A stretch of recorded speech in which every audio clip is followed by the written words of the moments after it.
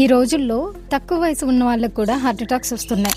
Even celebrities కూడా నార్మల్గా ఉంటూనే సడన్గా నెక్స్ట్ మూమెంట్లో కొలాప్స్ అవుతున్నారు.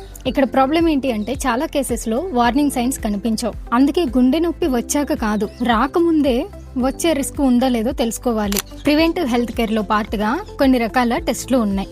సిటీ, కరోనరీ యాంజియోగ్రామ్, కాల్షియం, ఇవి ఆర్టరీస్ లో బ్లాకేజెస్ ని ఎర్లీ స్టేజ్ లో డిటెక్ట్ చేస్తుంది. TMT, thallium score test, heart కి బ్లడ్ సప్లై ప్రాపర్ గా అవుతుందా లేదా టెస్ట్ చేయడానికి.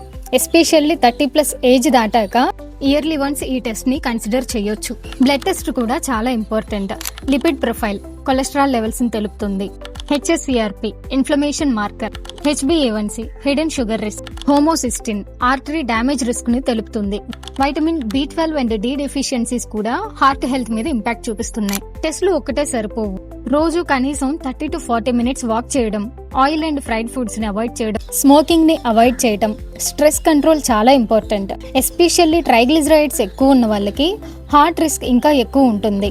గుర్తుపెట్టుకోండి, హార్ట్ అటాక్ సడన్ గా వస్తుంది అని అనుకుంటాం, కానీ ఇది ఎన్నో ఇయర్స్ ముందే స్టార్ట్ అయ్యే ఒక ప్రాసెస్.